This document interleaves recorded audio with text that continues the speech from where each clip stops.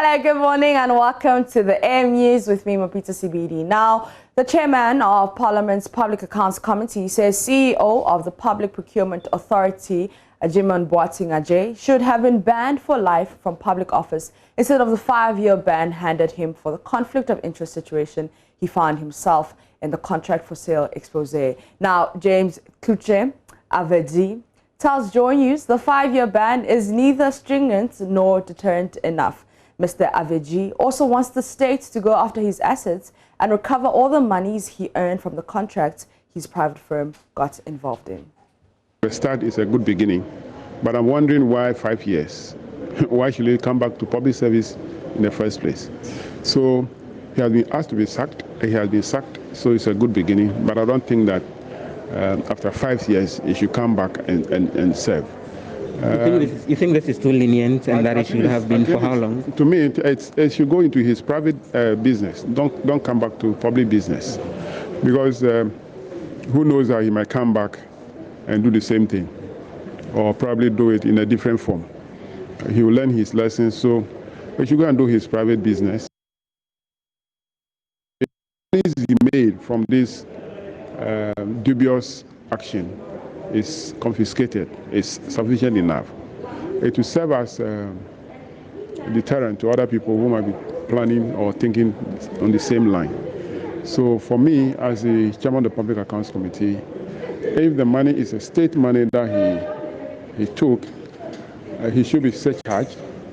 Interest should be compounded on the money. But in this case, we cannot say that he took state money, but he acted wrongly to extort money from individuals. So that money should be confiscated to the states. And then there will not be any need to pay interest on that once the money is confiscated.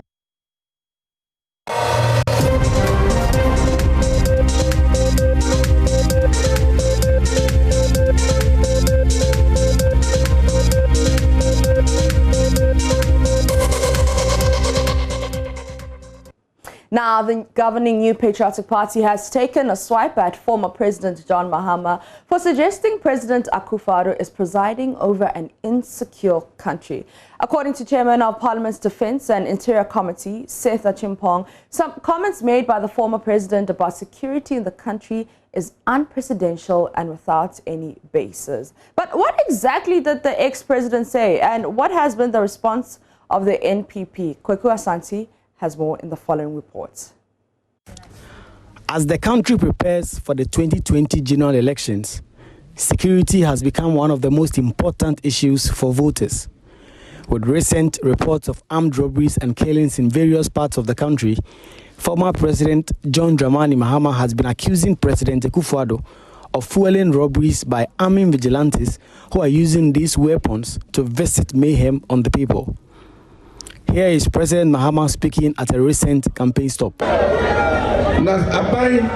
was a police for, a soldier for, a trauma, any bulletproof vest, this I'm your man. Would you any bulletproof vest?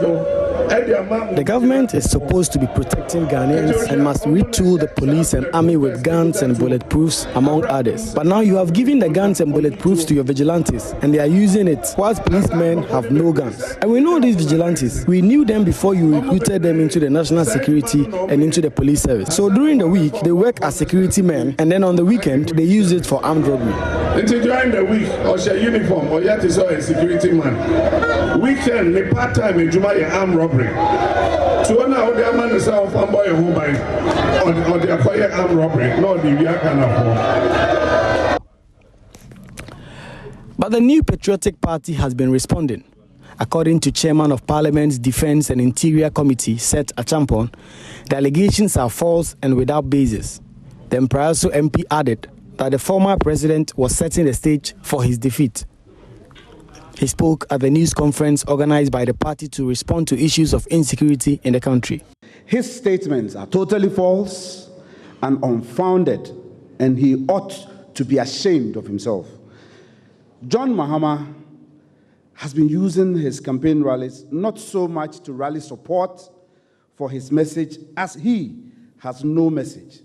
Increasingly, he is sounding more and more as a candidate who has already accepted defeat. He has been on the ground and he knows very well that he is not on the ground. Honorable Seth Achampon also outlined a number of things he says the government has done to retool the various security agencies in the country ahead of the 2020 general elections. Since 2017, we have made significant resources available towards improving public safety and security, enhancing the logistical and operating capabilities of the security services, investing in the overall conditions of service of the men and women responsible for public safety and national security, including the National Barracks Regeneration Program. We recognize the importance of our precious coastline. We have provided patrol boats to the police, foreign fishing vessels to protect our offshore oil and gas installations and to enhance security along Ghana's territorial waters.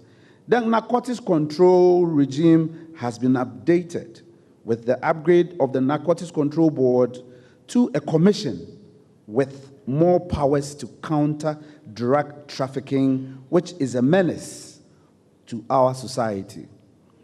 The Security and Intelligence Agencies Act has been passed to, among other things, enhance security at the district level.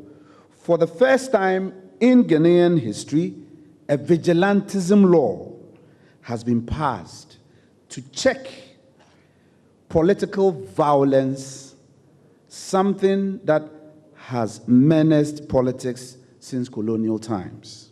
The national security apparatus has been made more accountable and transparent to the public through periodic briefings to Parliament. Drawing on his rich experience as a former Minister of Justice and Foreign Minister, President Akufo-Addo has championed regional security.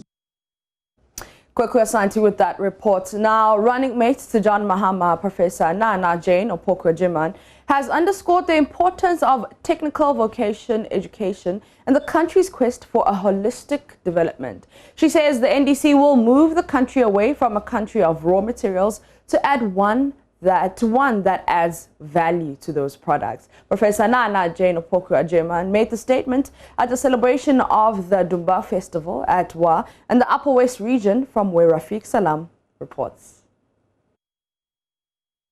Nana Jane Opoku-Agyeman to the Upper West region ever since her nomination as running mate to the flag bearer of the National Democratic Congress, John Dramani Mahama. She has no butterflies in her stomach because she was traversing in a familiar territory. I'm happy to be back home because one of my research used to take me here about twice a year, from Wa through Sankana, through Bonu and to Tumo and back.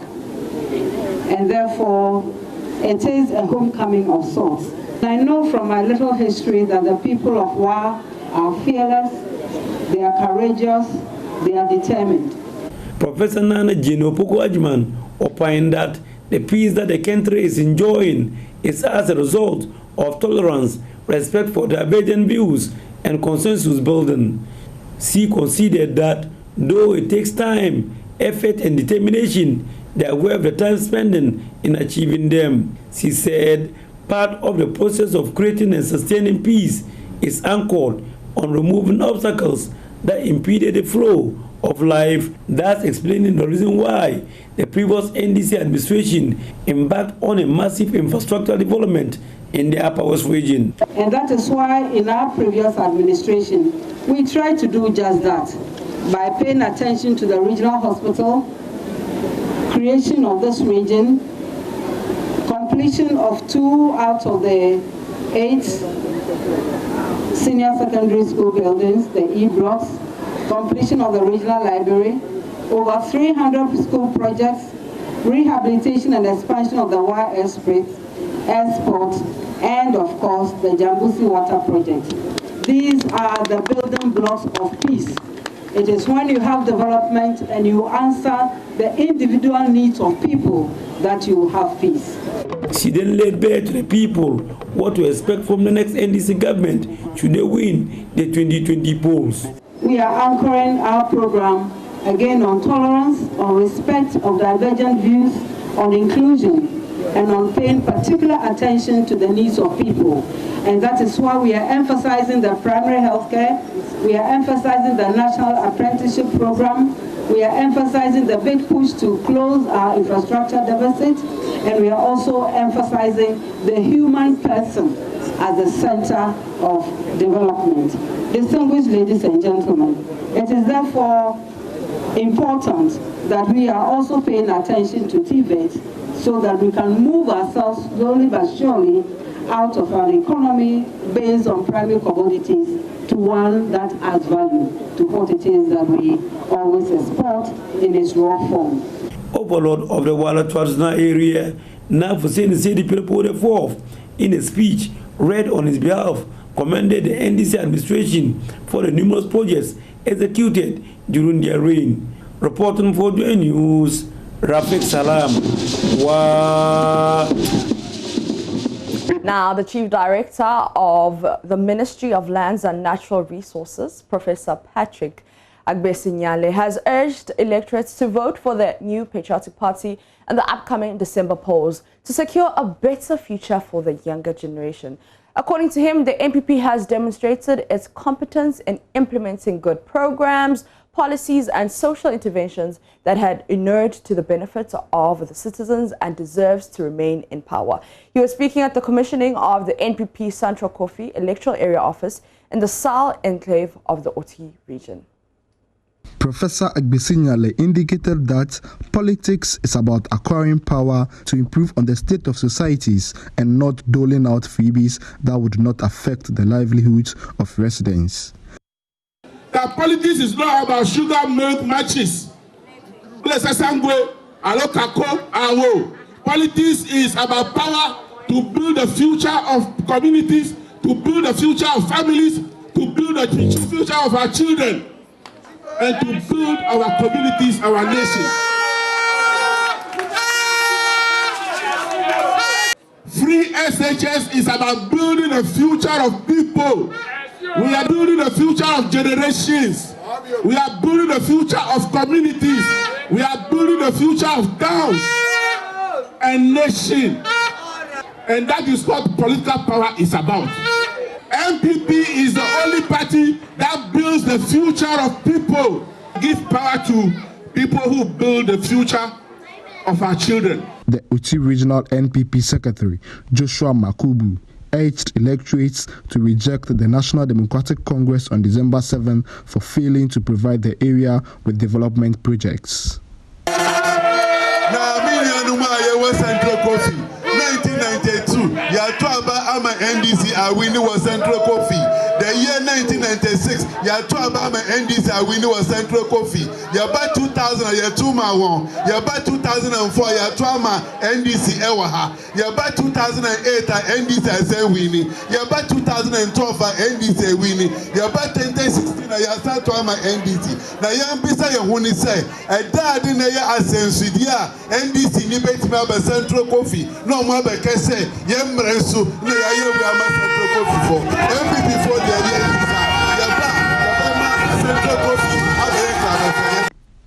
The Volta Regional NPP organizer, Emmanuel Boja, is optimistic the NPP will win the December polls. Hey, I bet gateway to Otila, Mediba Miabu blind, Wakanuto Miatao, the Ejabene Mianokrado. But Eminia vote for. As for 2020 election, they were Bemile on the 7th December. Nana Adodankwa Akufo-Addo Edujihoho. It's not negotiable. It's not negotiable. Nana Adodankwa Edujihoho. But look at me, MPP. Me thought the next election so serious. Me legit dube akaduji and make sure the MPP is the only political party in Ghana because me always show all the seriousness. Fred Kwame Asari, Joy News, Central Kofi, Benua.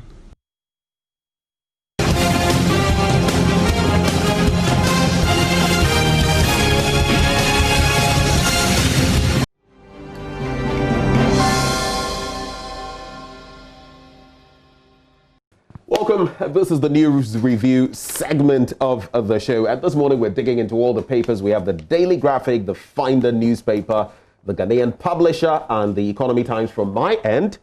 Mama V, which papers do you have? Oh, I'm going to do the Ghanaian Times, the Daily Guide. There's the Daily Dispatch, and hopefully I can look at the Daily Statesman. Right. And then the National Enquirer newspaper. Right, so we delve into them this morning. Mama V, I think we could start from your end. I know you have the Ghanaian Times. Yeah, let's do the Ghanaian Times newspaper. Front page, December 2020 election. We will use only manual transmission to collate results. That's according to the Electoral Commission chair.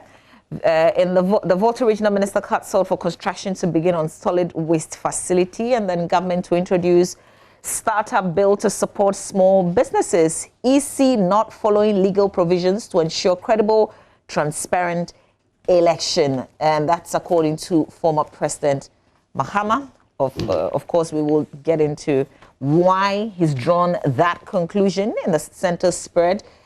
Details of some of the front page headlines, but there's also the story.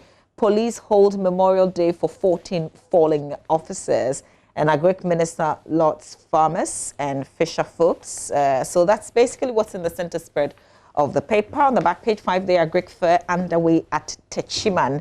CSIR spearheads 4-year partnership for recycling waste water. That story is on the back page of the Ghanaian Times. Let's quickly move on to the Daily Graphic, and it says, return a Japa deal to Parliament. President instructs Finance Minister. It's getting interesting, isn't it? With every passing day. And I find it also very interesting that right after, a lot of people have been saying the corruption-related issues, a lot of them, there are loose ends that have not been tied. How are they going? Then Shraj comes through. Then, finally we see Eja Amidu, starting to do something ahead of election 2020. He represented the report to the executive about 2 weeks ago, right? Yes. And comes to tell us about it when the whole Shraj conversation was on, and everybody said, oh, Shraj did its bit. So where's the corruption bit that Mr. Martin Abidu was handling? And then he drops the bomb. Oh, I presented this report to the executive 2 weeks ago. Hello. So Martin, as usual, but I find it very interesting, this bit about, Ejapa royalties, yes. Then he extends into other ones, and then he comes through with, the Airbus scandal and says, and he talk about government official one. I'm telling you that this is government official one. And if it weren't for, the impending elections, I would have interrogated. But I don't get it, Bawavi. If someone is mired, I don't know, because we're talking about the PPA boss and the fact that, I know we're jumping the gun, delving into a bit of discussion, but the PPA boss and the fact that owing to what he's done, he's not even supposed to hold public office for a while. If supposedly there is that surety about someone dabbling in such two-faced corruption, and the person is getting into an election to be elected, wait, does it not, am I the only one here? Hello? Does it not make sense to prevent, supposedly, if it were true, that person from getting into that public office, rather than wait for maybe, and it's a 50-50 chance, that person to get into office, and now what are you going to do? He says it's insurance. I don't get Martin. He says it's insurance. I see. Yeah, so you can, if there are some corruption allegations and it has to be investigated, you can get insurance so that you'll pass. PNC to deliver prosperity, that's according to Apasera. December 7 polls beckon Greater Accra must-watch region. 135 farmers to be honored Friday. Virtual celebrations slated for Techiman. It's not a holiday, mind you. It's not a holiday. Then graphic business or Stanbic. I think it's a holiday. And then just when people were planning. Like people had even finished planning. So don't go planning your Friday thinking you're going to chill. Graphic business Stanbic Bank breakfast webinar, 7:30 a.m. today, and we'll be bringing you that action live. So just stay tuned. The topic, leveraging COVID-19 as a launchpad to diversify Ghana's economy. So that's it. It's actually on page 39 of the Daily Graphic. On the back page, community mining scheme won't stop after elections. That's according to the sector minister, the Minister for Lands and Natural Resources. Let's continue from there. Which paper is next? The Daily Dispatch. Front page of Benefsin's Daily Dispatch says, more from CDD's 2020 election research. Swing voters have increased to 41%. I kind of like that. 41%. You know, I think the higher that gets, the better, right? I think so. Not everybody would think so, though. Goyle wins 2 prestigious awards. Congratulations to Goyle. Regional Minister cut sold for Volta Region Solid Waste Treatment Facility. Ask the politicians, where are your children? Professor Asante to youth on electoral violence. I will be doing a bit of details of that very important statement by Professor Asante on the back page. Jogate fills the streets of Iskadu Ketan with thousands of supporters. Deregulating OMCs has benefited Ghanaians, says Hassan Tampuli, the MPA CEO. That's it for the Daily Dispatch. The finder this morning says the impact of free SHS will be visible in 10 years, Dr. Baumia. Now, yesterday, I just went to, I think it was the year 1995, free basic education, and back then a gargantuan sum of money, over, 300 million or so dollars that had been planned for a 10-year period. So you would have been looking at 1995 to 2005 for free basic universal education, F-Cube, and the rest to kick in. Now, here we are again. We're always projecting into the future. Do you remember Vision 2020? Of course. Anyway, so that here was it is. Rawlins's vision, wasn't it? Yes, it was. Abna Osayasari shakes Etiwa East with massive health walk, and this story, 14 fallen police officers honored, of course, posthumously, and it's quite a number, though, just this year.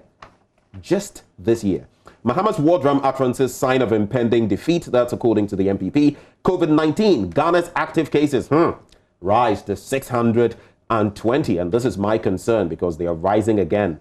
Second wave? God forbid. GJA condemns impunity for crimes against journalists. That's it with the Finder newspaper. Let's do the Daily Guide. Front page of the Daily Guide. Return Ejapa to Parliament's Akufo-Addo orders. You know, the kind of things that Martin Amidu said. Well, anyway.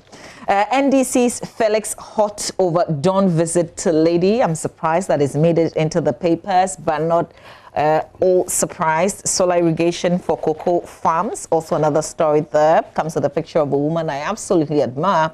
Ya Prepare Amekuji. And then MP killers charge sheets amended. VR gets, that's Volta Region gets waste treatment facility. Let's check out what's on the back page, rather. Kotoko board member gets Excellence Awards nomination. It's difficult to manage Messi. That's former Barca coach making that confession there. My stupid mistake cost Mayu. That's Paul Pogba also confessing there. Ex-keeper takes over Tema Beach Soccer.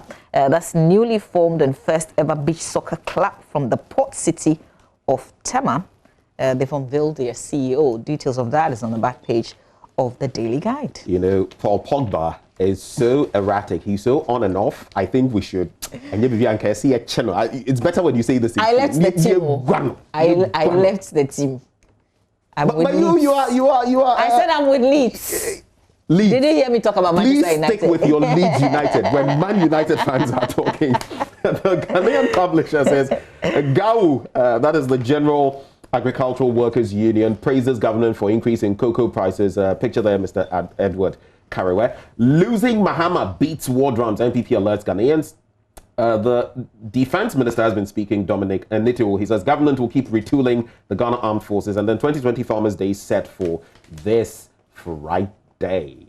On to the next one. That's the National Enquirer front page. Stop the hypocrisy. Mahama ended doom. So Reverend Kranchi Ankara slams NPP others.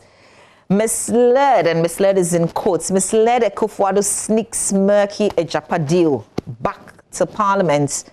And then there's a full text of NDC's The People's Ejimapa Manifesto, Jobs, Prosperity and more, and promoting human development in the paper. Okay. And then there's this other one. Criminal is in quotes. Jean Mensa overprints ballot papers to rig 2020 polls for Ekufuado. We know the Electoral Commission is disputing that strongly. But that's the National Enquirer newspaper. You should have heard my interaction yesterday with Peter Boamo Tukuno and the choice words he had for the Electoral Commission on the back of that. Me, I just pray for, understanding, peace. According to the CDD poll, a lot of people, I think above 40% are saying they don't care whether it's free or fair. They just want peace in the country. But you see, if it's not free and it's not fair, that will not grant us the peace. Yeah. I'll wrap up with this paper, The Economy Times. It says government records 9% deficit from January to September of 2020. Ghanaians debate Airtel Tigo shares transfer to government. I'm going to throw a hot potato at you, Mama V. What do you think of this? Some have said government has no business delving into this matter. Let things take their natural course. Let private enterprise deal with it. They want to offload the shares, let them do it. Others are saying, no, it's a right move in the interest of Ghana for a while, contain it. It's a $25 million, and then afterwards you can, ship it off, whichever the intent is. Where do you sit on this? Well, I've had some experts, some professionals talk about the fact that in the meantime, so temporarily, government can hold because there are jobs on the line as well. And I think that I would probably go with that view, but don't hold it for too long. Don't do it for too long. I'm not sure if it gives even the people confidence knowing that government in itself, the state is not good at managing, these enterprises. So it's not in the interest of business and making profits if that's the focus. And I'm not sure there's any business that exists and that says that I'm not in business to make profit. If that's the motive also for the state, then they themselves know, or the state is aware that they can do it. Treading a very dangerous They can do it for long. So I guess temporarily, and that's what everybody says, don't do it beyond 3 months. Maybe because of the elections, we might not be looking into it like we should. But definitely after the elections, it shouldn't still be in the control of government. This analogy comes to mind because of our checkered political history. It's like a military putsch or coup d'etat. After you've done it, don't hold on to power for too long. That's the whole bit. So government spends $27.4 billion in Q1 2021 as it plans to raise $3 billion Eurobond. On the back page, Government Bank of Ghana to team up for cheaper mortgages of Oriata. And even as we talk of the EcoBank Habitat Fair and all of that, how cheap is cheap when it comes to housing in this country? And mortgages, hey, you don't, unless you have some serious money coming through. So listen, I'm excited about this year's Habitat Fair because we have one of our exhibitors, one of our sponsors really coming up with something that I think is truly affordable. We've used the term affordable, and I think that we're beginning to actually see deals that are truly affordable, where you're not paying the bulk 20% payments, that huge amounts, but you're paying as you're paying rent. And then after a period, when you've paid up to your 20%, you can move in and still continue to pay for the rest of the period. Yesterday, I had interactions with one of our sponsors again. They also have some cool deals where they can spread the payment for up to 5 years, and you're not paying extra. So this is not like a bank loan. Why are you not telling me about? Well, that's what I'm telling you.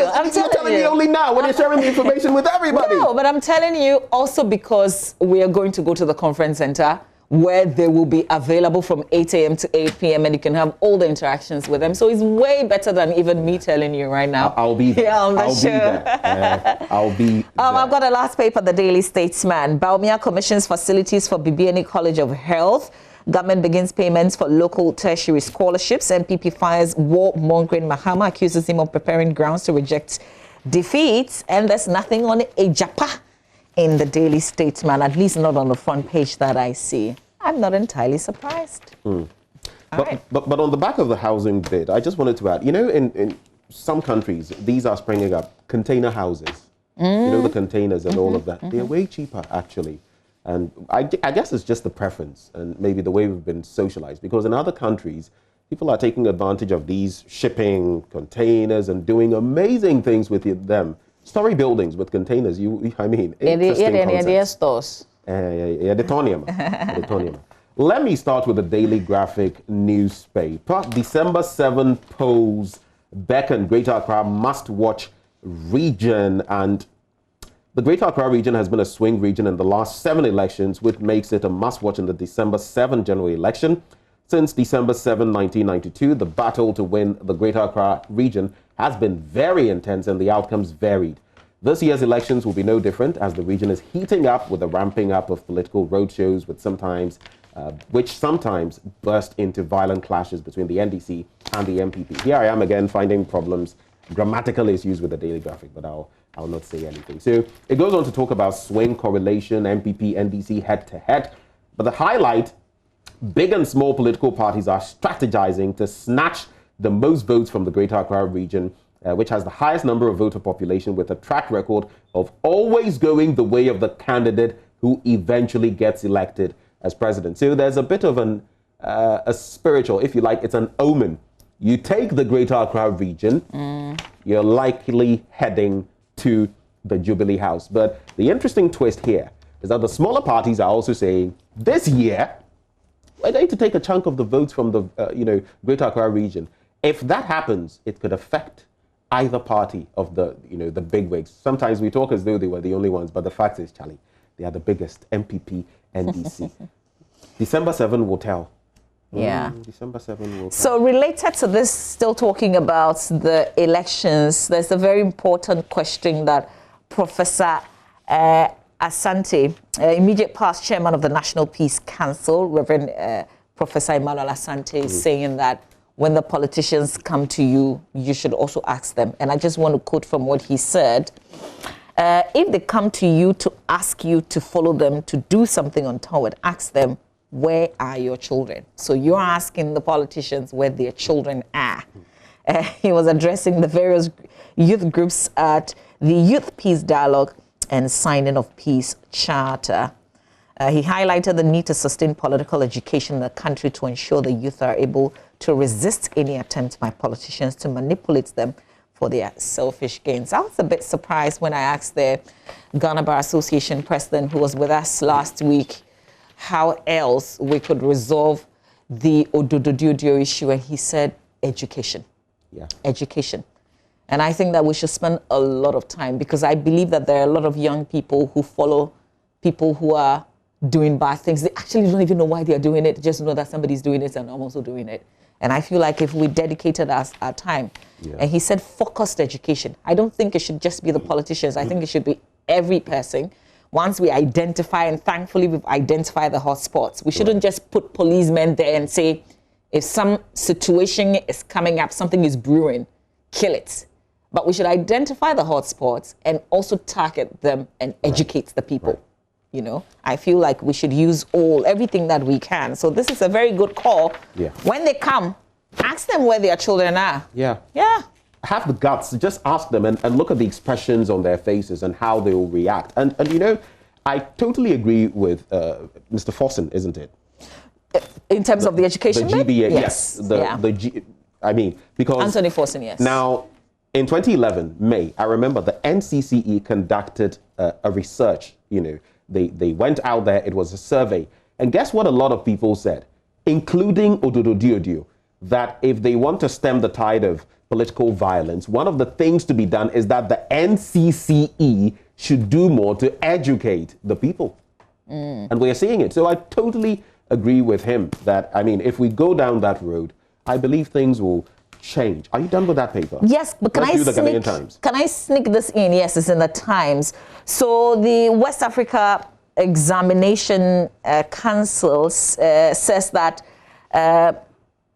it is not true that they've released the results. So just to parents whose children or guardians, if your child wrote and then there are some reports out there that they've released the results. They've dismissed reports on WASI results. Right. But there's also tension that the paper is reporting that is mounting at WBM Zion Senior High School at Achim Old Tafu in the Eastern Region after a teacher flogged 2 students mercilessly for laughing at them or at him. The 2 students were lashed by a senior housemaster identified as Mr. Daga, resulting in severe injuries on a Form 2 General Arts student named Patrick Frimpong. The incident reportedly occurred on Thursday, October 29 at 10 p.m. But the video of the incident leaked on Saturday, October 31. It is not clear why the male boarding students were whipped by the teacher, but according to one of the victims, the housemaster accused them of making a mockery of him. What is wrong with some of these? I mean, yes, if you want to mete out punishment, I mean, I don't even think what was happening. Sometimes we jump the gun and think this or that. Do you remember that other, was it a senior housemaster who had the students for punishment on their knees, basically crawling on their knees and all of that? It's inhuman. It's inhuman. For me, personally, yes, the law and everything, I believe what the Bible says, spare the rod, spoil the child. But there are ways of punishing, meting out punishment, even when deserved. And there are regulations when it comes to our institutions currently. Some of these teachers act as though they didn't know that there were these regulations. And you can't do some of these things, but... Well, fortunately, parents, the relatives of the students, were told, according to the story, that they stormed the school on Monday to demand answers from the school authorities on the case and are threatening to report the incident to the police. I think it shouldn't even be a threat. You should go to the police. So they should just go ahead and report the matter. You should go to the police.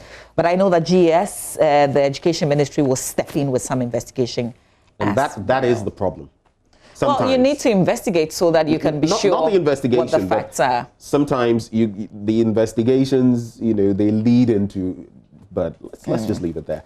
Let's do this. I'm not going to read the story, but I find it refreshing that there's this editorial, Bunre Kente Museum Laudable Initiative, and people are talking about it. I feel in this country we don't capitalize enough on what we have. The Kenyans, the Maasais, their outfit, it's actually, is it trademarked or something of the sort? So when you use it, there are certain things. Akente, when in Black Panther, they used Akente. Who bothered to? So those are some of the things. We ought to put these out there more. Yeah. And I think the Creative Arts Council is doing some work in that regard. But page 25 of the Daily Graphic, I think I'll be stuck with the graphic and just the finder briefly. Government asked to strengthen protection for journalists. And the story says, the country representative of the United Nations Educational, Scientific and Cultural Organization, Mr. Abdurrahmane Diallo, has called on government to protect journalists and ensure that perpetrators of crimes against them are held accountable. He said judges and prosecutors in particular had an important role to play in promoting the swift and effective criminal prosecution of people who attacked journalists. I'm happy here he's not just talking about effective, but swift as well. Justice delayed, justice denied. Between 2010 and 2019, per the number crunch here, 900 journalists were killed while doing their job, while more than 150 have had their lives terminated in the last 2 years alone. But finally, this story I'll do from the Finder, and that'll be my last one on page 8. It says, the impact of free SHS will be visible in 10 years, Dr. Baumia.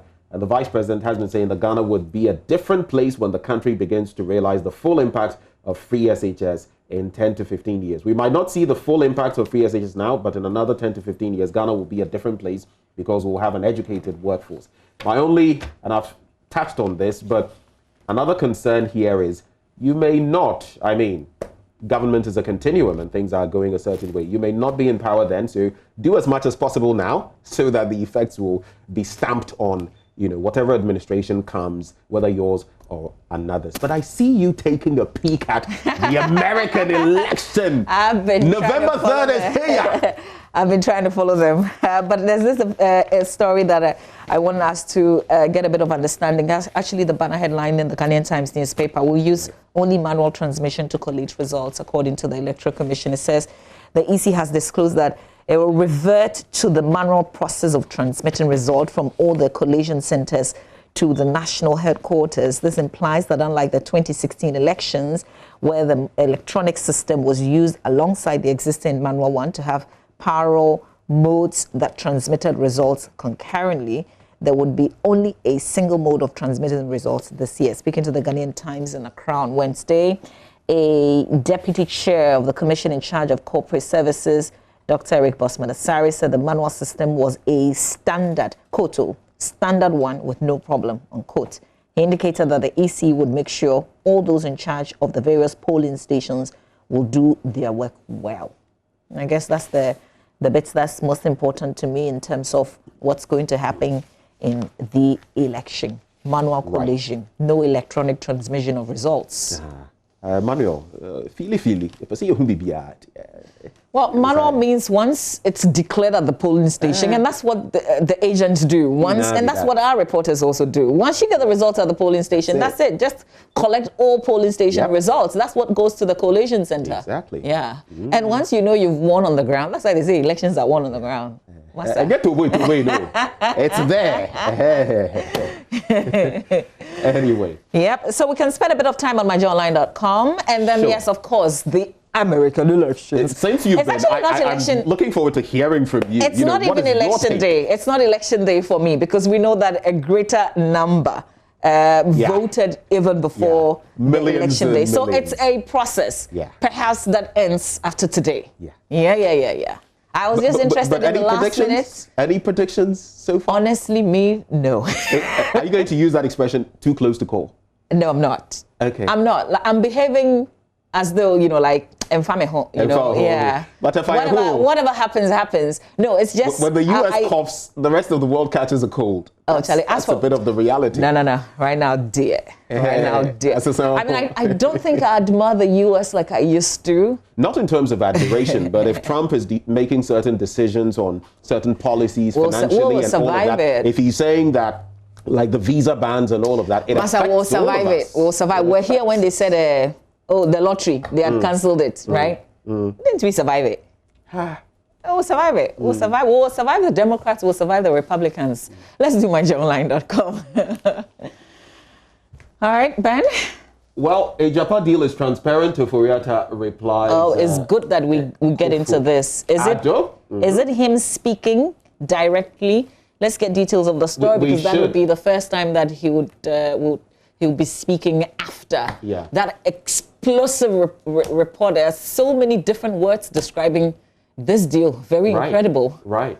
And it's interesting, like you say, on the back of what happened there. So that is one of the stories there. A Japan deal is transparent. Oforiatta replies Akufo-Addo. And if you just get into it a bit, it says, the Minister of Finance, Ken Oforiatta, says his outfit carried out due diligence with regard to the processes that led to the approval of the Japan royalties agreement in Parliament. This follows a directive from President Akufo-Addo to the Finance Ministry to return the deal to Parliament for further scrutiny after a corruption risk assessment report by the special prosecutor. So, in effect, Ken Oforiatta, this is a bit of a rebuttal, if you like, per what we're seeing here.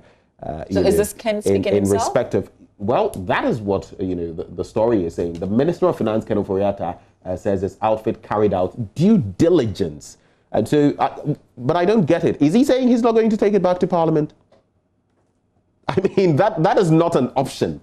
I don't think that's what he's saying, but of course he believes in the deal, so he's got to justify what had happened. Right. But just some of the words that would use: bed rigging, decoys, illicit flows, cronyism, evading Parliament, executive rubber stamping, missing documents. But when it comes to writing, chef. Martin is my senior friend, so. Shall we go? Let's go a bit. Let's see exactly what he's also been adding. This is the background to the story in terms of Martin Amidu's reports. Okay, so let's go. That's it. I guess this is what we're looking for. You could even start from the paragraph before what the Office of the Finance Minister is saying, because he also alleged that all the various officials who took part in the process leading to the approval of the deal by Parliament flouted several laws with impunity. That is Martin Amidu. And then there's the statement from okay, so here's this. So defending the deal, Mr. Oforiatta, in a memo copied to the President and cited by Joy News, and that's what we're showing to you on the screen, he insists his ministry has been transparent throughout the transaction process. He argued that the approval of the Attorney General in Parliament was evidence of the transparent nature of the deal and the processes involved, despite the allegations made by the Office of the Special Prosecutor. Here's a quote from that. This ministry believes that it has been transparent from the onset. That's contained in that memo. How transparent is transparent? Well, ask the special prosecutor. Right. Well, so that's the defense. You can spend a bit more time reading it in detail as we've cited it and we've published it on myjoyonline.com. That's just coming on the back of all the descriptions that Mr. Martin Amidu gave to this deal. Remember that the minority raised issues with it. We had a group of CSOs, and they will be vindicated because they said it looked shady. We should take our time and look at it closely. And then there was a call to the special prosecutor. Thankfully, he decided to look into the deal. And then this is the result. But as expected, we see the finance minister strongly defending his deal. As expected? I think he could have just gone quiet. After all, you've been directed. Take it back to Parliament. Whatever you felt before, he had interacted even with multimedia on how he felt. I think on Newsfile, he had been on Newsfile and he had said exactly, he's regurgitating what he had said. You've said it already.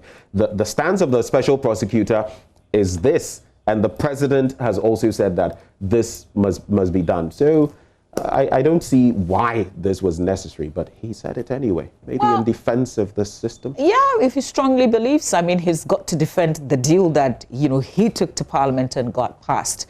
You're not saying that once Martin Amidu has spoken, that's it. No, I'm saying it has no effect what the finance minister is saying, and this defense he's put out there before. So why rehash it? Why rehash it?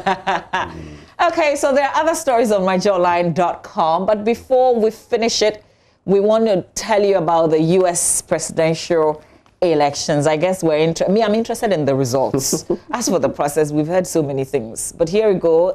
We've got some pictures telling you the story of the U.S. election. This is how far we have come. This is the day that the Lord has made. This is how far the Lord has brought us. So that's a young Trump there, right? And a young Biden. The years. So this is, you know, them picture through the years. Enjoy.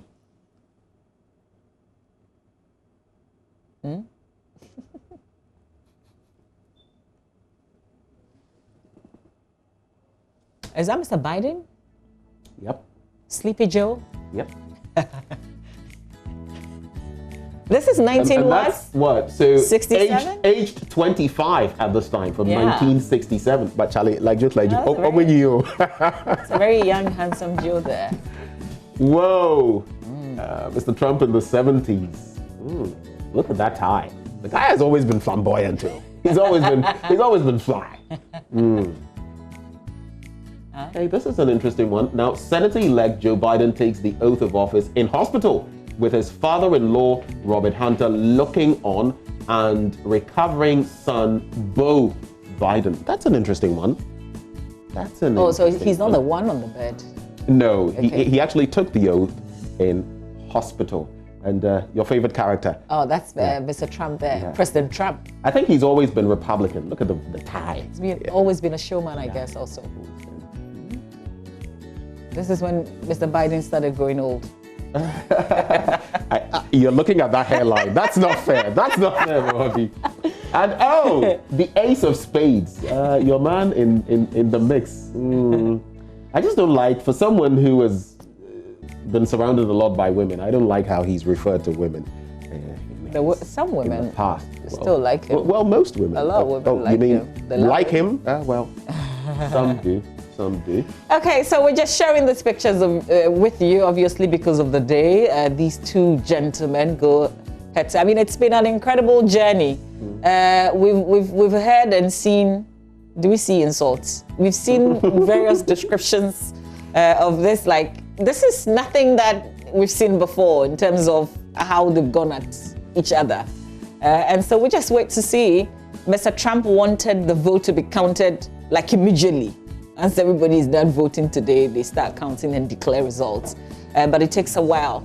So we wait to see how long it would take for us to know who has won. According to the polls, but as for polls, dear Charlie. No, right now, we've learned our lessons. After, Benefson in 2016 and after the American polls in 2016. Yeah. I think Ian and I are choking. So you see Mr. Biden there in the mask and an umbrella. Well, he's been pretty much, as he goes on the campaign platforms, been wearing the mask and asking people to also do same. As for Mr. Trump, he's Superman. He got COVID-19 and recovered. So he's stronger than ever, according to him. All right, if you're a Republican or a Democrat, Well, we wish you well with this, and we'll be keeping you, our viewers, updated with what happens in the American elections. Ben, we have to go to Oreko Ampofo. Yes, we have to go, and it's time for sports. Yeah. That is up next with Oreko Ampofo. Do stay tuned.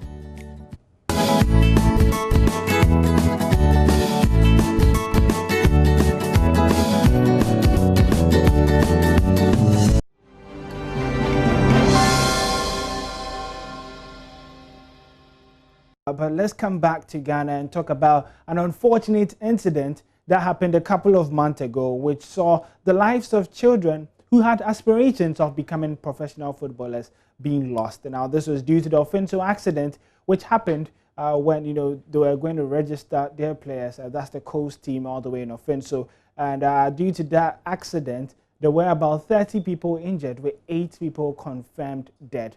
Now, after the news, Kevin Prince Boateng did speak exclusively to Joy Sports, saying that he just read off the news on social media and he was devastated, saying that he just wanted to help. And well, some weeks after, that was over the weekend, help has certainly come their way. And the player wasn't able to make the trip from Italy, but he did send his representatives to donate an amount of 16,000 Ghana cedis. Now, each of the families of the bereaved would be getting 2,000 cedis, and Kevin Prince Boateng also promised that he would also take care of all the surviving members. But certainly a very good gesture from the former Ghana international Kevin Prince Boateng. But let's come back to the Ghana Premier League. While Asante Kotoko are not done yet with signing off their players. Remember, the transfer window closed on Saturday evening, but it still allows you to sign free agents. And the latest signing is Sule Muntari's younger brother, Muniru. Now, he joins Asante Kotoko on a 2-year deal. And we do have more for you in this story in the following report. Muniru has joined the Porcupine Warriors on a free transfer ahead of the 2020-2021 Ghana Premier League season, which is scheduled to kickstart on November 13. He has signed a 2-year contract with Kotoko. Muniru had been without a club since July this year. He parted ways with Russian club FPK Tambov. The 28-year-old's transfer to Asante Kotoko marks his return to Ghana League 7 years after leaving Liberty Professionals. He started at the Scientific Soccer Lads youth system and graduated to the first team in 2012. Muniru left Ghana in 2013 and featured for 5 clubs abroad, including Romanian giants Steaua Bucharesti.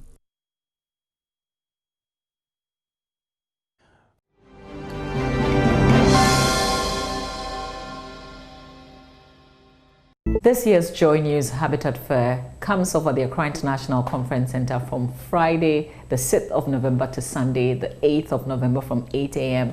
to 8 p.m. And ahead of that, I am visiting our sponsors so they can let you in on what to expect as they all assemble at the Accra International Conference Center to exhibit their products. So today, I've come to GHB Properties to meet with Dorothy. She'll take us through what they have, where their properties are located, the prices, and the payment plan.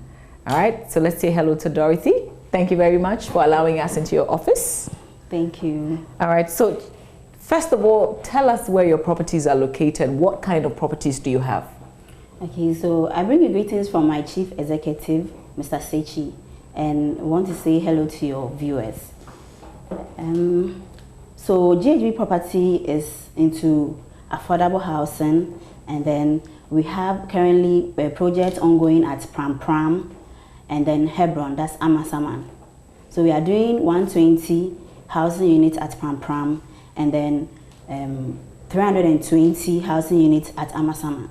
Okay. Yes. So this is a gated community, yes. Okay. Which comes with what exactly? Okay, so our gated community comes with a 24-hour ambulance service.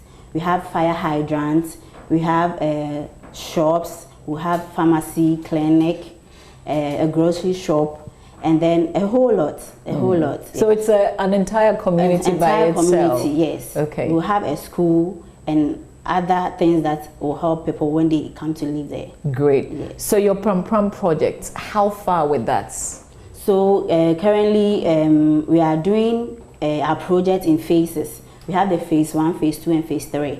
Phase 1 is slated to be completed by next year, July. Okay. Next year, July. 60 housing units will be done at Pram Pram and then Amasaman. Okay. So what type of houses your Pram Pram projects? Okay, so we have our houses are named. So we have the Executive Star 1, that's a 4-bedroom house. We have Executive Star 2, that's let's say a 3-story, 3-bedroom house.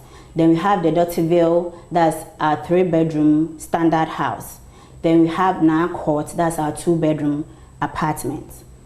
And it's 4 apartments on 1 compound.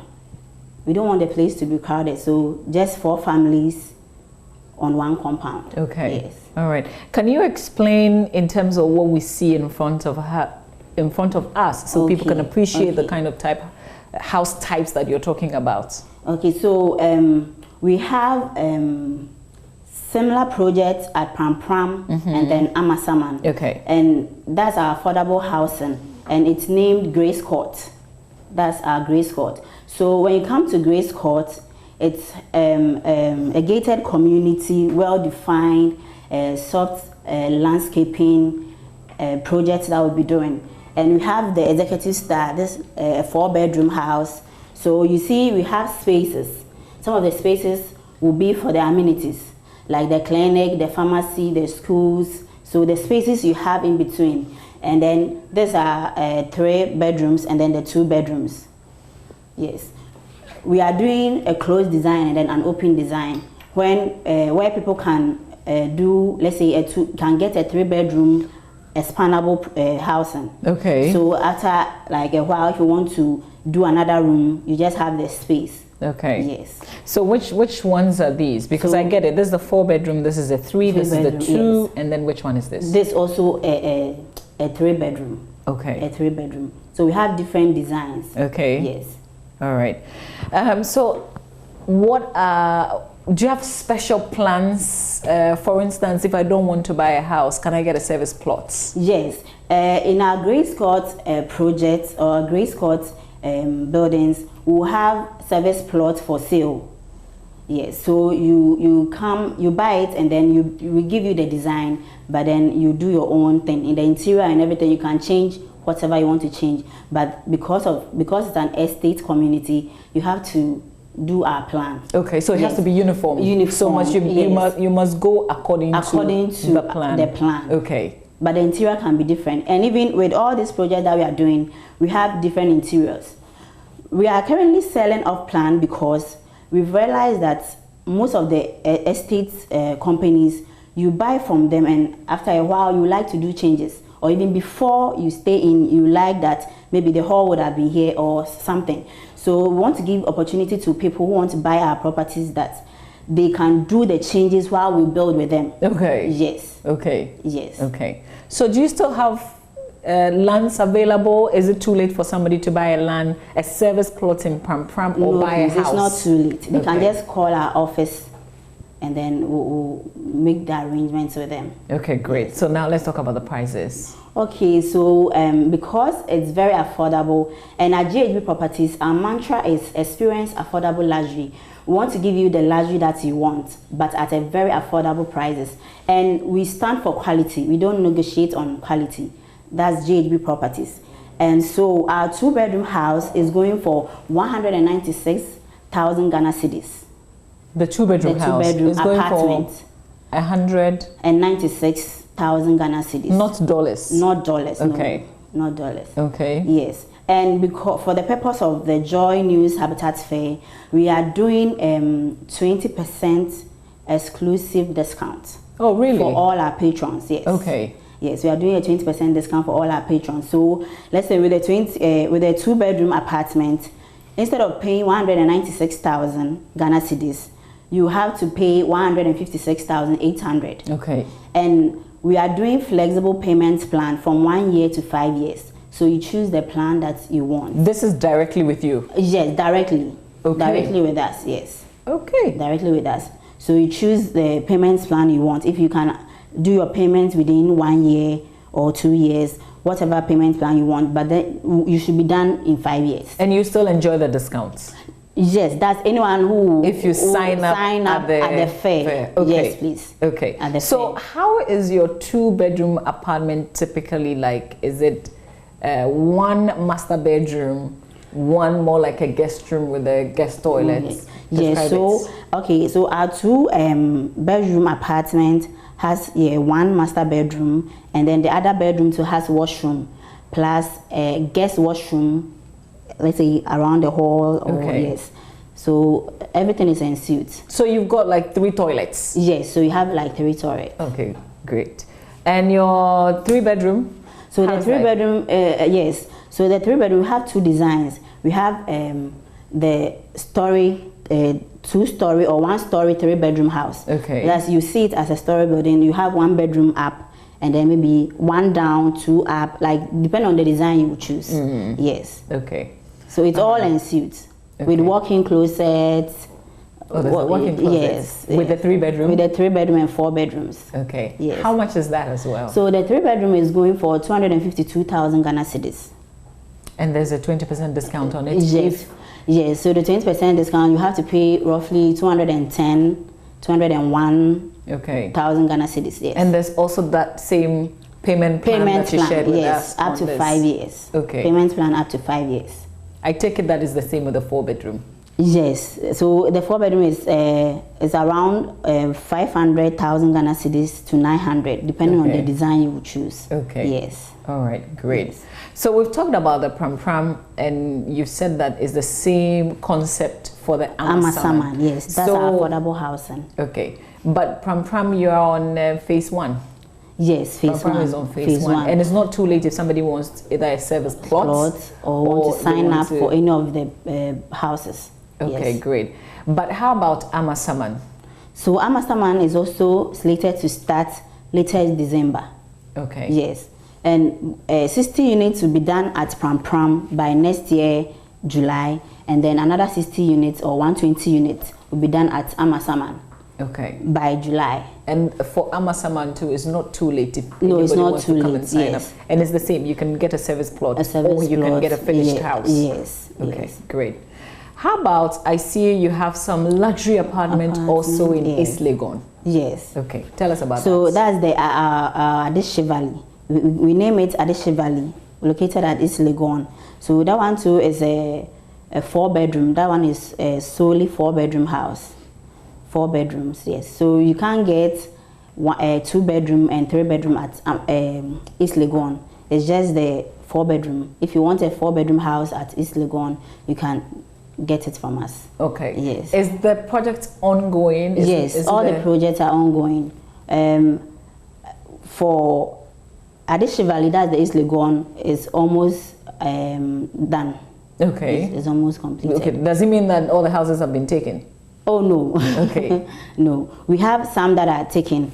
We are doing like just 10 units there. For East Legon? For East Legon. Just 10 units? 10 units, yes. When you say 10 units, what does it mean? 10 houses? 10, let's say so 10 houses. Okay. Yes. Okay. So for East Legon, you can't get a serviced plot, no, I guess. Please, you can't get a serviced plot. It's strictly the 4-bedroom. The 4-bedroom. But describe your 4-bedroom, because I see it's a 1-story. So our 3-bedroom is the 1-story. So the 4-bedroom, we have the 2-story and then the 3-story. Okay. Yes. Okay. And then finally, let's talk about your Jubilee Chauffeur Airport. Yes. Okay. What is that? Is it a completed project? No. Okay. It's also currently ongoing. Yes. And it's slated to be completed in 2022. Okay. Yes. With the Jubilee Chauffeur, it will be one of the engineering wonders in Ghana. Yeah, that's what JHB Properties has to offer Ghanaians and everyone. So with the Jubilee Chauffeur is a 13-story hotel unit and then a 7-story apartment unit or apartment block, then a 5-story office block. Oh, so there's a hotel, you can find homes and then offices. Yes, so it's a 3-in-1 on one compound.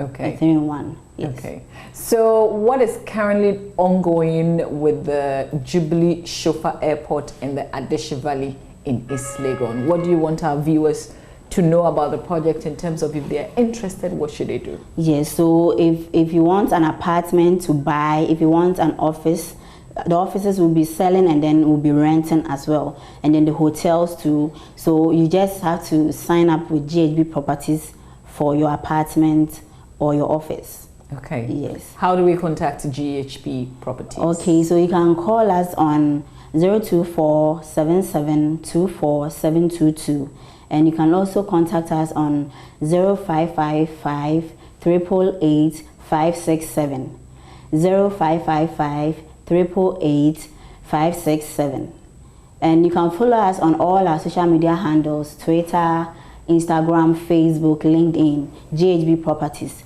And you can also visit our website www.ghbproperties.com.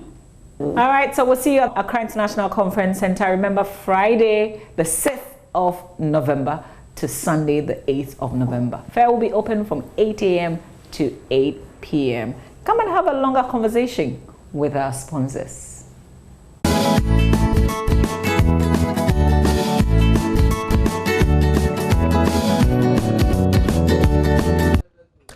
Welcome back on the AM show. Now, like we said, we're having that breakfast meeting. It actually is at the Labadi Beach Hotel, where the graphic business confab is actually going on. Now, some of the speakers for today: Professor Eric Osei-Sibe, Associate Professor of Economics, Dean of International Programs at the University of Ghana. There's also the man Vish Ashiagbo, very prominent personality, Senior Country Partner with PricewaterhouseCoopers and Nanose Bonsu Investment Advisor. We're crossing over now to the Labadi Beach Hotel, where in fact all the action is going down. So we're going to interact now with George Wiafe, who is standing by. It's all about the graphic business Stanbic breakfast meeting. George, if you can hear me, good morning to you. Well, we're just crossing over. George will take it from there, and he'll bring us up to speed on all the action. Thought that it is a fine opportunity today to look at the opportunities and see how we can tap into them.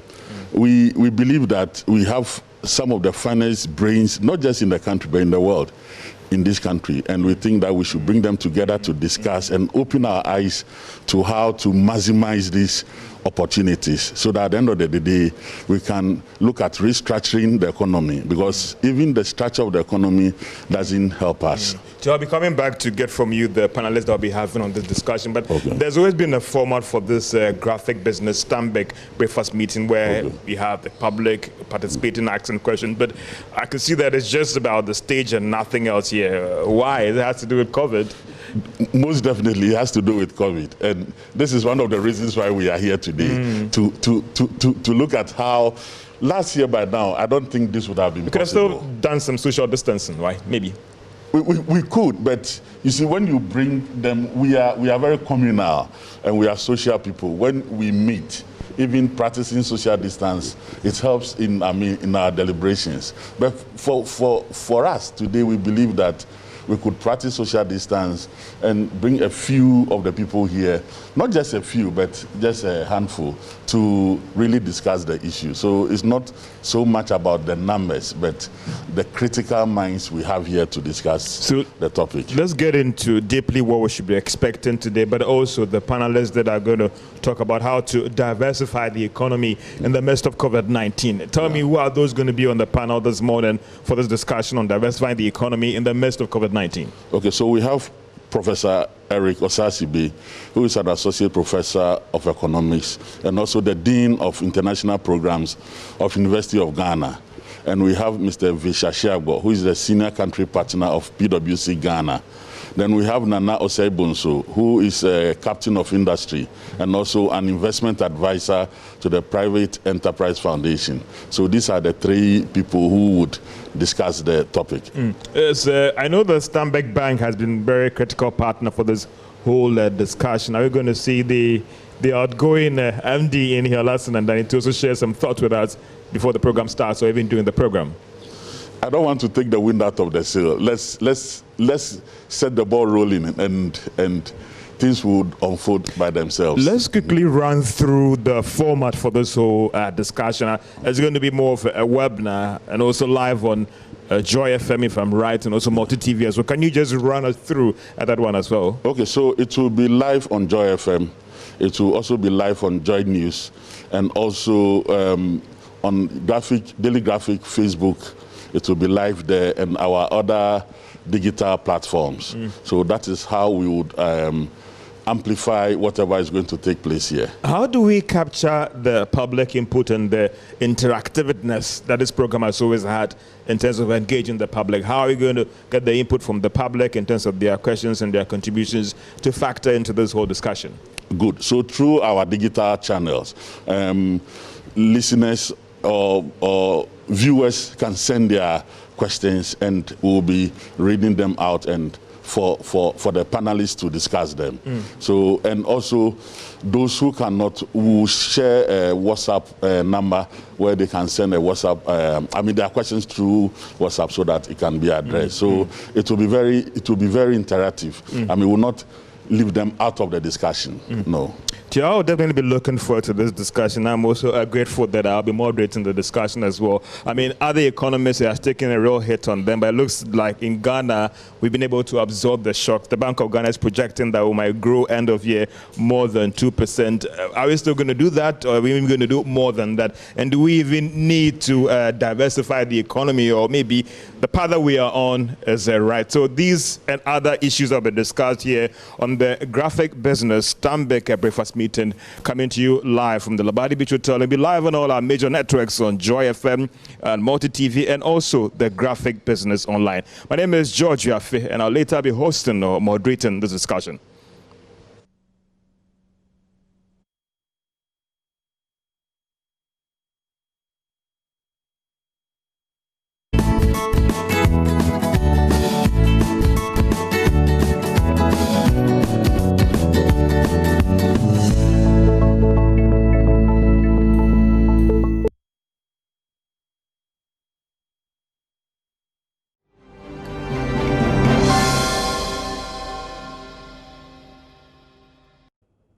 Welcome back on the AM show. We'll be crossing over briefly for that breakfast confab, and my colleague there, George Wiafe, actually bringing us up to speed. But we're kickstarting, call this a pot boiler for the conversation. On the back of the special prosecutor and what he's been telling us with regard to the Ejapa royalties deal, there is the finance minister and his you can call it a rebuttal or reaction, quite a statement there. I'm interested in the bit about Imara and Databank, feeding into the conversation. But we're going to be engaging, shortly, Vitas Azim, who actually is an anti-graft crusader, on the special prosecutor, this showing at this point in time, and whether it's too little too soon, and some of the other dynamics with regard to it. So let's dig in. Mr. Azim, a very good morning to you. Thank you for joining us on the AM show. Yeah, you're welcome. Right, so too little too late. Let's start from that angle. People were calling for Martin Amidu to come out on the back of what Shraj, Mr. Whittle, had put out there. This is another angle when it comes to the Ejapa deal. Too little too late?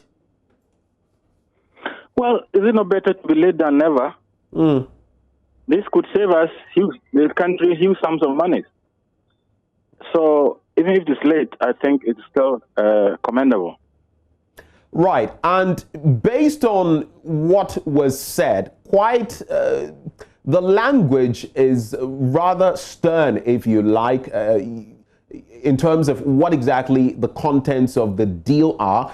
And now His Excellency, the President, has directed that the matter be taken back to Parliament, re-examined, and, only God knows where it will lead from there when Parliament takes a second look. The right step to take at this point in time, because, mind you, the Finance Minister has said that they have acted above the board when it comes to this situation. But the Special Prosecutor is on another tangent altogether. Apt move by Mr. President? Well, I if I had a chance to advise the president, I would suggest that he should avoid further embarrassment to his government by sending the matter back to Parliament. they should just withdraw it. Because it's not just what the special prosecutor has come out with.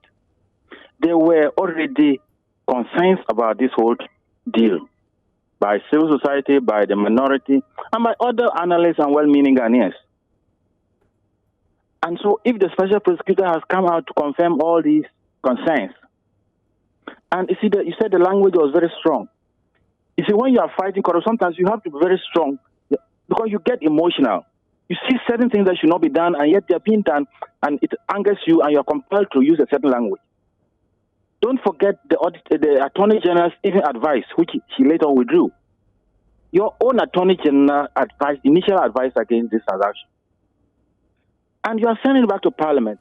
The same Parliament that did a bad job, you are sending it back to them because you have a comfortable majority in Parliament. What do you expect from this Parliament? Mr. Azim, are you suggesting, now you said that to avert an embarrassment, they should have just, squashed it or not let it go back to Parliament. But by what you are insinuating, are you suggesting that basically it's a bad deal and so we shouldn't even be taking a second look at it? Don't you think, since we've contemplated this in the past, even under the NDC, maybe this might be a way to go for the country, but it simply has to do with tweaking it to suit the general interest of the people. Don't you think so? Even if it has, yes, that is a fact. But then, what is going to change in the document that is going back to Parliament, which considered the same document?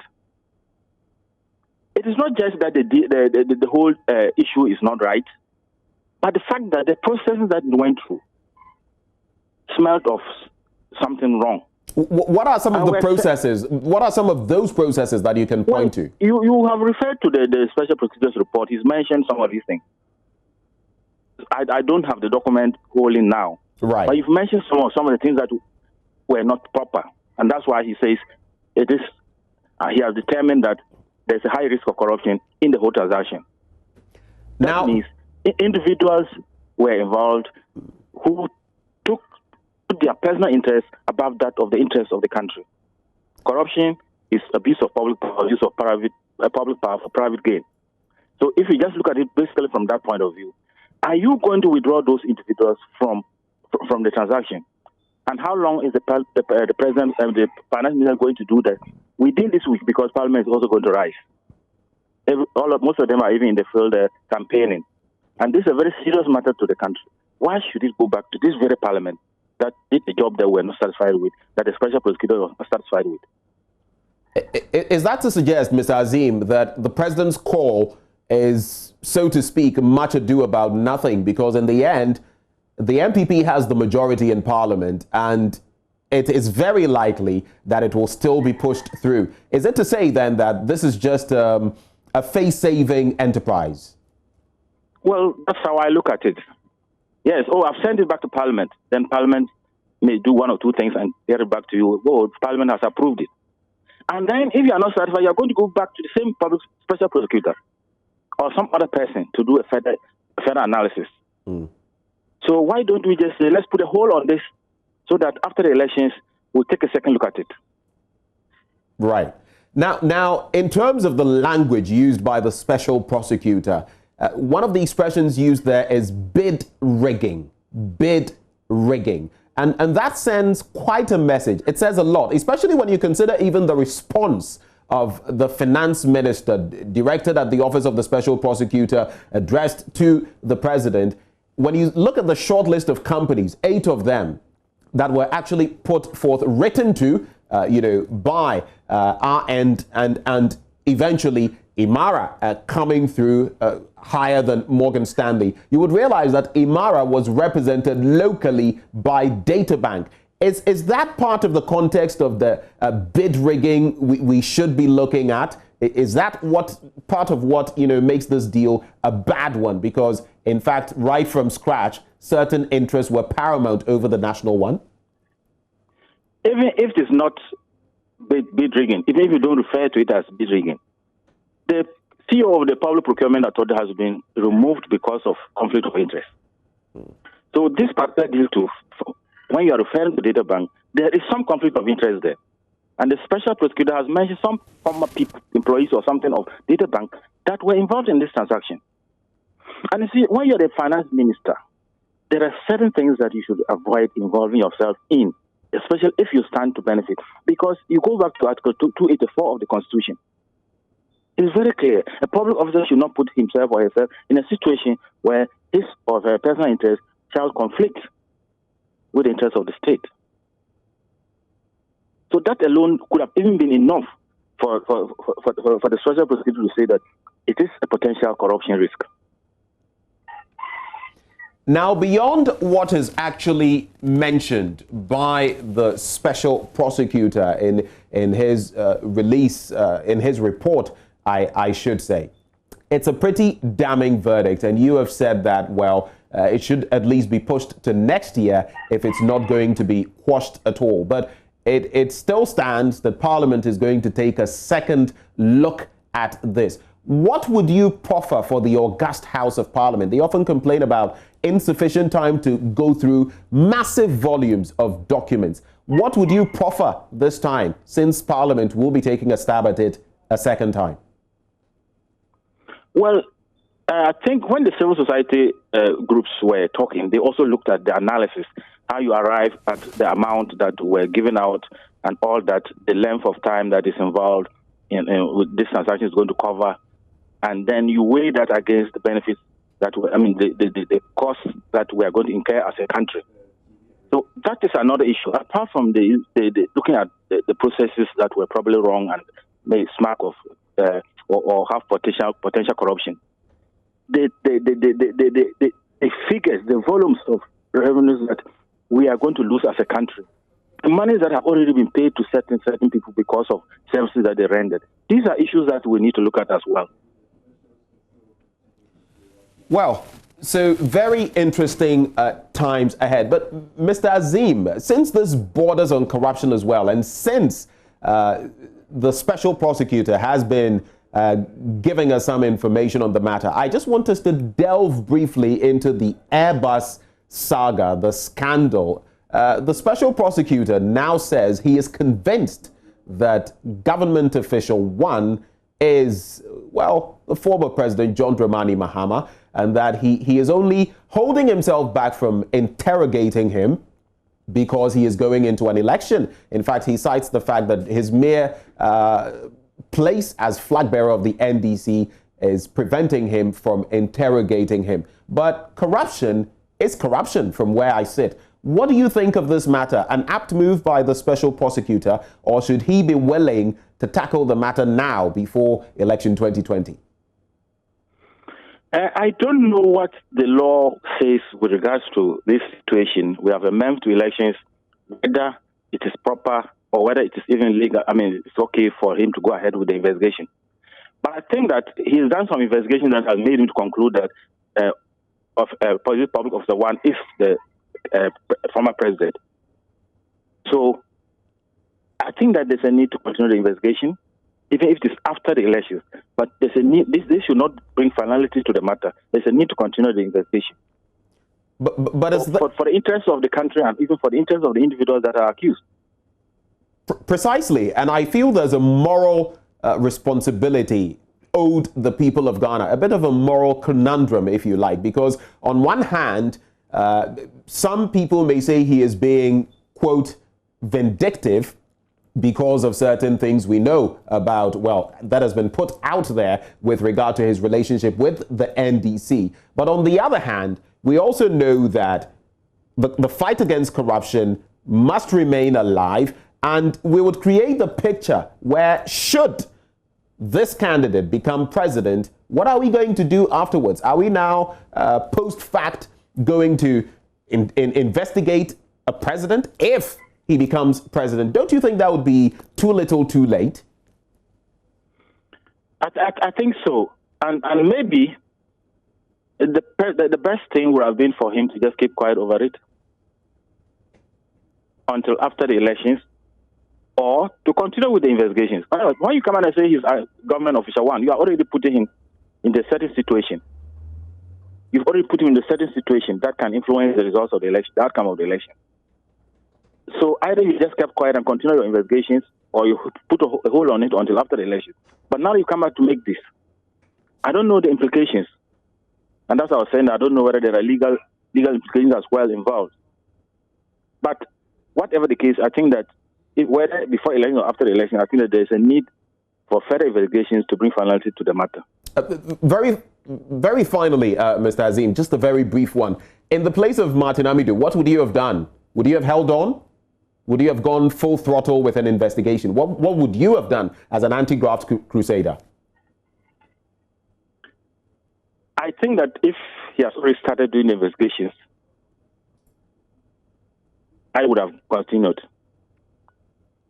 Although I might not release the report, but I would have continued with the investigations until after the elections. Mr. Azim, thank you very much for speaking to us this morning on the AM show.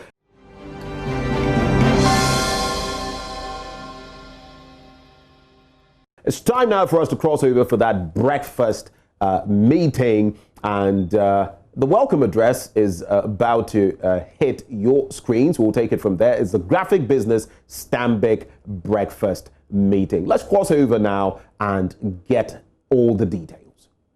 Ladies and gentlemen, it is indeed my pleasure to welcome you here this morning to our first virtual Graphic Business Stanbic Bank breakfast meeting. Why is this virtual? It is virtual because COVID-19 is here, it is real, and it is impacting us at significant levels across this country and all over the globe.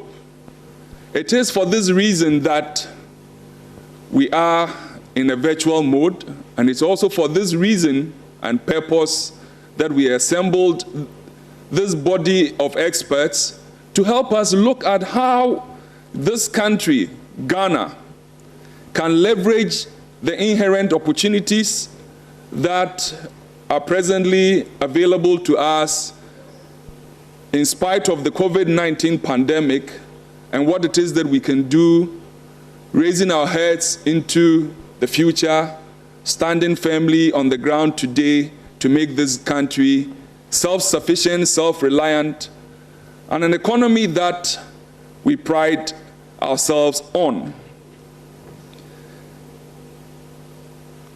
The breakfast meeting, as we have known it, is a very interactive session. And what is it that it seeks to do? Simple. We come around, gather the experts to elicit some of the top practical and pragmatic ideas that can help us address some of the challenges that we encounter in our society, be it economic, financial, political, social, across other sectors of our industry. This morning, we're hoping to do the same. And when the experts have spoken, it is our mandate, as the graphic brand is known for, to send forth these thoughts that we would gather to the various stakeholders of our land to help shape policy that we can use to guide this nation going forward. So this is what it is that we're seeking to do this morning. And I believe that with these experts that we've gathered, and with the audience member networks sitting at home and in your offices, wherever you may be, you would also contribute so we can filter through these ideas that we come across and share them so we can help Ghana move forward. Importantly, COVID-19 is real, it is happening, and we need to observe all the protocols wherever we may be. For us at the Graphic Communications Group, we are 70 years old and very young. COVID has affected us, and we've pivoted also quite nicely, and so we are digital. Beyond the physical papers that you would see on the newsstands that our vendors would distribute, we also have our digital web interface, the graphic.com.gh, and then our Graphic News Plus that form a significant part of our own portfolio that is still evolving. I believe that with these experts that we've gathered, we would hear a lot more that would help impact this society. Digital is a big part of it. We've seen it happen at a significant level in our schools, for example, and even in the way government is run. This meeting is a digital one as well. And we hope that out of these interactions, we'll see a lot more ideas that will help us take this conversation forward and help Ghana grow. So on this note, I welcome you all, and I'll hand you over to the experts. And I believe that they will do justice to this assignment that we've been given. And those of you at home would also make meaningful contributions to make this a worthy interaction. I thank you. I think that I'll ask the small crowd here to clap again for Mr. Atuafo. He's MD, Graphic Communications Group. Such a wonderful presentation and open remark there. I remember one time when Larry King was doing a commercial or a run for his show on CNN, and this guy was over 60 years and he's talking about the fact that he's just started. Graphic is 70 years, and Mr. Afo says they are young at heart. We look forward to that young Graphic becoming younger and growing on later. Thank you so much, Mr. Afol, Managing Director, Graphic Communications Group. This is the Graphic Stanbic Breakfast Meeting. There's another great partner on board this whole program, and it has to be Stanbic Bank, a very strong bank in Ghana here. And of course, this program couldn't have happened without them being on board. Ladies and gentlemen, let's welcome another strong gentleman. I'll call him Alfajinu of Stanbic Bank to give us some short remark here. Let's show some love to him, please.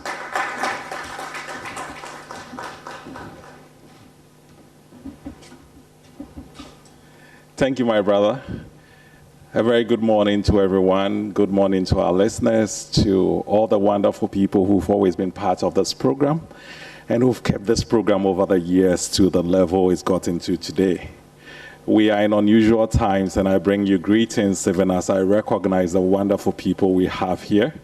Of course, MD of Graphic, Mr. Vesha Shagbo, Professor Osei Sibe, and Professor and Mr. Osei Bunsu, the CEO of Private Enterprise Foundation, whom we have with us here virtually. I bring you greetings from Alasan and Danny. He really wishes he could have been here, and he's been very critical to this program, to the growth of this program.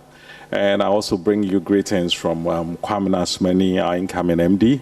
And we actually are looking forward even to the next session where these ideas, these conversations we start here will take us to a new level. We are in a unique situation as a country, and not just a country. I mean, I come from Stanbic Bank, where we say we are African to the core. Now, by extension, it means we are Ghanaian to the core. We are not just African to the core, we are human at heart, and we are driven to win.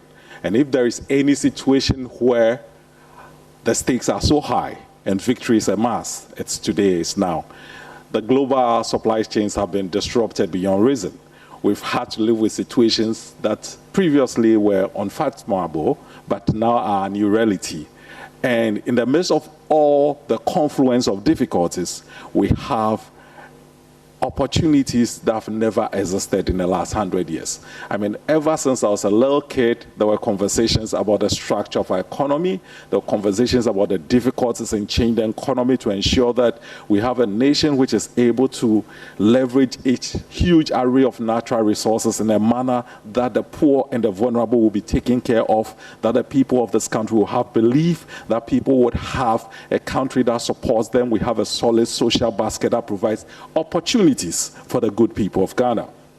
Maybe what COVID has done is to give us the opportunity to realign, to reset, to go back to the fundamentals, and to get this country back on the path of progress, of belief, and of confidence of the majority of people in this country.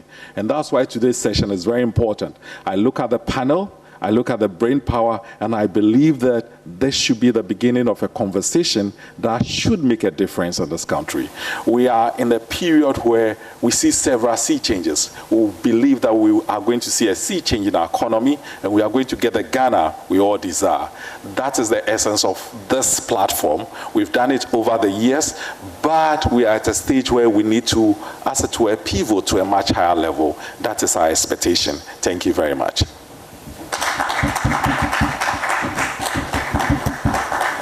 Thank you so much, Marco Alfajinu with Stanbic Bank for that wonderful presentation there. This is the graphic Stanbic breakfast meeting where we're looking at how we can diversify our economy in the midst of COVID-19. What should we be doing as an economy to minimize the shocks that this would actually come with? And that is why graphic Stanbic Bank is putting together the discussion with some very excellent experts from the economy, from people who have had banking experience and also worked on several economies, and also from the private sector. Ladies and gentlemen, we'll take a short commercial break and we'll be right back as I introduce my panel for this discussion for the graphic Stanbic breakfast meeting.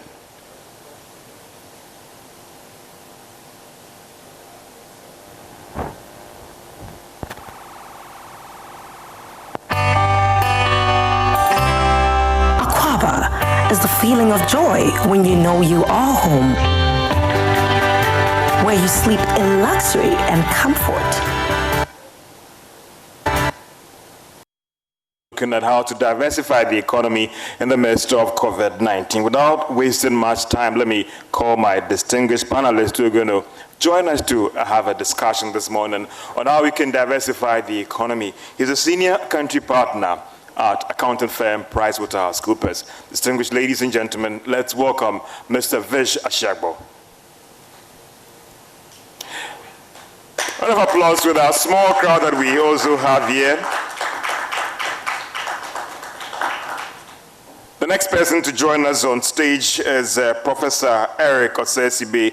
He is an associate professor of economic and dean of international programs at the University of Ghana. One of the finest economists that you can talk about in Ghana. And also no one here. He was my lecturer at the University of Ghana, Legon, a brilliant lecturer and a very hard and disciplinarian as well. Thank you so much for these distinguished panelists who have joined us here for this discussion as you look at diversifying the economy. And also Nanam Osei Bonsu. You know, we're talking about diversifying the economy. Here, we're also diversifying the whole program in the midst of COVID-19 as you have this whole webinar connecting with Nana Osei Bonsu. He's the chief executive of the Private Enterprise Federation. He'll be joining us via Zoom in terms of his contribution to this whole program. So without wasting more time, let me call upon Mr. Vish Ashagbo to give his open remarks in terms of the presentation, and then we'll tell you how things will go. So I'll have to call you on stage for this presentation first, and later we'll move into our discussion. So you have to join me here in terms of your opening presentation, and then later we'll move into the discussion. Thank you very much. Thank you very much, George, and good morning, distinguished guests, mostly virtual. It's a pleasure to be here once again to share some few thoughts with you. So I just have a few comments perhaps to kickstart the discussion, and the topic really is the required structural changes and the new growth drivers of the economy. At least those are the few comments I'd like to start with, and then of course as we progress the conversation we can speak more broadly about the opportunities that are now available to us, the risks in the light of COVID, and what we can do about that to shore up our economy. In terms of our economy in Ghana, I think we're all familiar with the structure of the economy. I believe Professor Osesibe will speak a little bit more about that, so I'll not dwell on that. But in essence, we've been on a journey for quite a few years now to try and diversify our economy. We have been significantly focused on the export of primary commodities, whether in the agricultural sector or in the mineral sector. So we continue to spend a lot of our energies on cocoa production and export, on gold mining, production and export, and perhaps more recently, oil and gas. There's absolutely nothing wrong with that, except that I think we've all identified over time that there's a need to increase the value addition of these primary commodities so that our economy can be stronger. In recent times, we've also been focused, at least in terms of the structure of the economy, on the services sector. Again, that has served us well over time, but if you see what happened in the light of COVID, where the economy actually took a little bit of a hit, it was the services sector which took the greatest hit. And the projections, at least at the half-year stage, was that the services sector would actually contract this 2020. We may be fortunate enough to actually avoid a contraction because we're getting better news day by day in terms of the state of the economy. But that's another sector where perhaps we need to strengthen, we need to diversify a little bit more so that when we're hit by unexpected events, we can reorganize ourselves and have more of a buffer and more of a cushion to support the overall economy. The other thing we've spoken about over years, and in all of this, by the way, I'm not saying anything new. These are things that we've discussed over years, except that COVID has brought it home to us. Because the other thing we've said over years is there's a need for us to reduce our reliance on imports, right? We know the implication of that in terms of what it means for demand on Forex and other things for the economy. But COVID really brought it home because of the threats around disruptions in supply chains, etc., etc. We saw different countries also moving to look after themselves. Fortunately, most of the threats did not materialize to the extent that we originally feared. But I think the learning, or one of the learnings from COVID, is that perhaps this is the time where we might think about how we also rebalance the self-reliance versus import dependency equation. We spent a lot of time previously talking about globalization. I think globalization is still relevant. It's still a good thing. If we can learn from other countries, so be it. If we can buy goods and services cheaper from other countries, so be it. But again, what we've been through tells us that we must also move a little bit more towards the self-reliance and being able to sustain ourselves in emergency situations, unexpected developments such as hit us with COVID. There's just two other points I'd like to make us in terms of introductory remarks. The first one is technology and the use of technology. We're having this meeting digitally. I think we've done quite well as a country in terms of the digital journey, in terms of moving things digital. But I think we still have some way to go in terms of drilling that down to a wider group of people in our population. Because digital innovation technology can be applied to various sectors of the economy. I spoke about agric, I've spoken about industry, there's manufacturing. There are today tools and solutions available that can be developed in all of these industries. And COVID, I think, gives us the opportunity to accelerate our digital transformation across the economy so that, again, we can add more value and perhaps mitigate some of the threats that come with COVID and other perhaps infectious diseases in terms of human contact, etc. My final point in terms of my introductory remarks is the upskilling of our human capacity. At the end of the day, the economy emanates or relies on what the people can do, what the people know, the kind of skills the people have, and how the people themselves can deploy those to generate value for the country. So much as we are on the right track, I think, again, COVID tells us that sufficient or additional increased investment needs to go into upskilling as many of our people as possible so that together we can diversify this economy, make it more robust so that in the light of threats and unexpected events like COVID, we can continue to be strong. So, George, I'll leave it there for now, and then as the conversation progresses, we can pick up the points in more detail. Thank you. Thank you so much, Mr. Veshashagbo, his senior country partner at PricewaterhouseCoopers. And I'll be digging more from him. He's worked on a lot of companies whilst maintaining confidentiality. What does he see as the biggest challenge there for most companies during this COVID-19 times, and how are they re-strategizing going forward to ensure that they stay alive as a company? Let's hear from the private sector. Nano Sebunsu, he's Chief Executive of the Private Enterprise Federation. We're talking about diversifying. Here, we are also diversifying, trying to connect to him via Zoom. Whether it's coming from a secret location or a coded location, we don't know. Nano Sebunsu, thank you so much for joining us via Zoom and taking your contribution with respect to what you think we have to do to diversify the economy.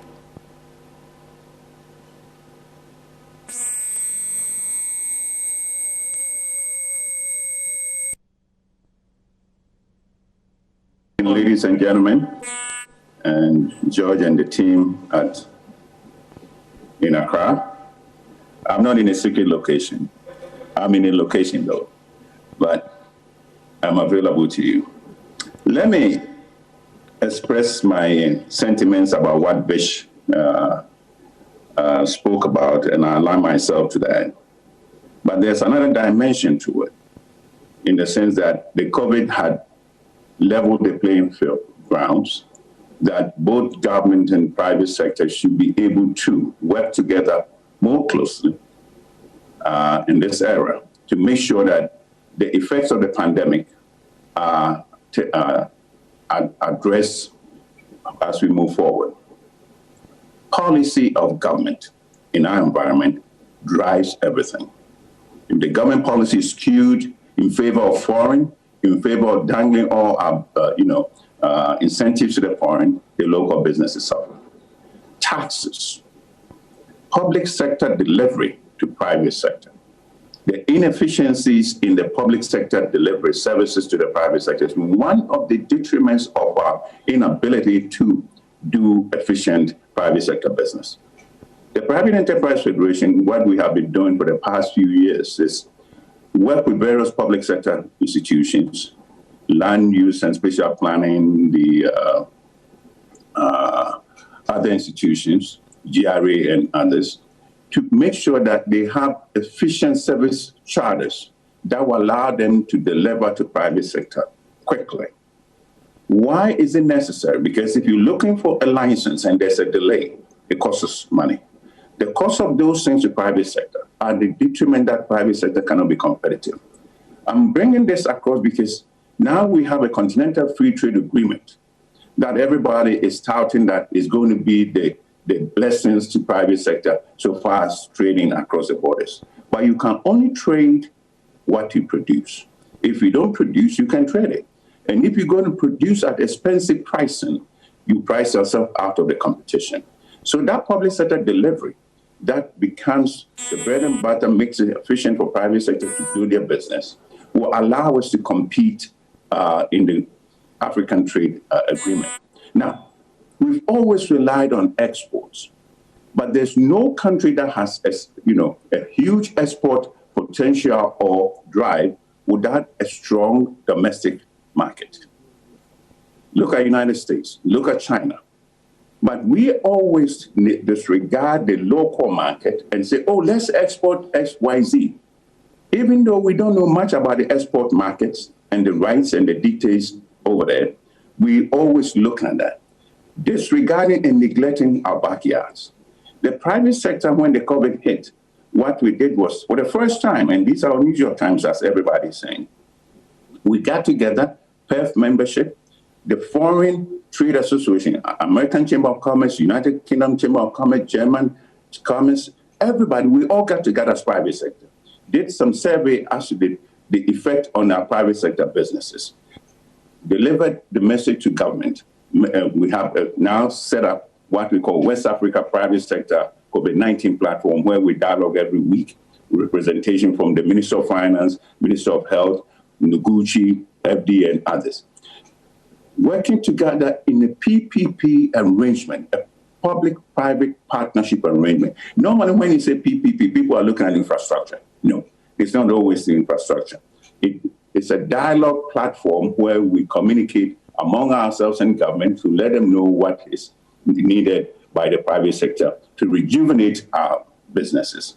So whilst we're doing that, now we have to look at the losses of jobs and businesses and incomes across board. How do we do the packages from government to influence the production capacities of business? And Vish even mentioned the 2 points that are very critical in this arena: financial muscle and the technical competencies of our people. Unless we build our capacities to do things the right ways, to do things efficiently, and at a pricing that is competitive, where somebody is borrowing at 33% in their community, in their country, we're borrowing at 30%. It's a mismatch. So once the government understands and appreciates that the private sector should be able to do business and pay taxes to government. You see, government is going to lose a tremendous amount of taxes basically because of the free trade, because they're going to reduce tariffs. But the local businesses will continue to pay taxes to the government. So now we did a research that was recently published on tax reduction and efficiency in the tax system. So what I'm talking about is a dialogue platform, consistent engagement of public, private, government policy framework, regulatory framework, and the private sector capacity to be able to do. Unless we do that, and it's all anchored in taking advantage of our domestic market, because the imports that are coming in, they may not come because of the COVID. They may need them in their own environment. The export markets that we were touting may not be materializing because they wouldn't need it from us because they don't trust the COVID impact on the products that we're producing. So let's concentrate on where we know better. That is our local markets. And that is where we can get MS micro small institutions to be able to produce for that market. Now, Ghana's economy is almost 92% MSMEs. These are businesses, most of them informal sector. They need a capacity, they need a hand-holding, they need a technical assistance. So that PPP arrangement I'm talking about is for government to recognize that these are unusual times. What do we do better for businesses to be able to take advantage, generate the jobs, opportunity, the wealth, and then the government revenue that is needed? So for the time being, I think I'll end up here. Nana Bonsu, he says he's not talking to us from a coded location, and we will all trace back to that location after this whole presentation. Thank you for that interesting discussion and presentation there about what the private sector want to do in terms of how we can diversify this whole economy. But we're getting back in here at the Labadi Beach Hotel for the graphic Stambik breakfast meeting to look at how we can diversify the economy in the midst of all these challenges. I'll invite Professor Eric Osei-Sibe to also give us a presentation on how we can diversify the economy in the midst of COVID-19. And then after that, we move into our whole discussion, getting their views on the way forward. Ladies and gentlemen, let's welcome Professor Eric Osei-Sibe.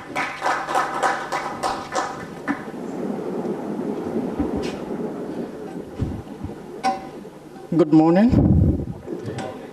And first of all, let me thank you, Graphic and Stambik, for inviting me here once again to discuss issues of national interest. I'm grateful. But I was just wondering, after these two seniors have spoken, I wonder what else I should be adding. In fact, Vish spoke everything that I wanted to say. So, all right. Thank you. We are here talking about diversifying our economy. And the key issue is, why is diversification important at this time? We've seen the havoc that the COVID did to our economy at the initial stages and across the globe, the heavy toll that it had on our production processes. As Vish mentioned, the COVID actually disrupted the entire global value chain. There was no good going in and out. our production was disrupted, food disruptions, medicine, pharmaceutical, nothing was happening. Foreign direct investment was not coming in, and so no new businesses were formed. We have tourism and hospitality sector really falling. Nothing really was happening because travel restrictions were imposed. We have no remittances coming in, and so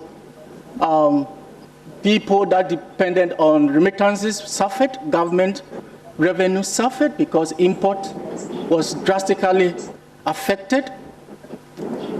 Government revenue fell drastically.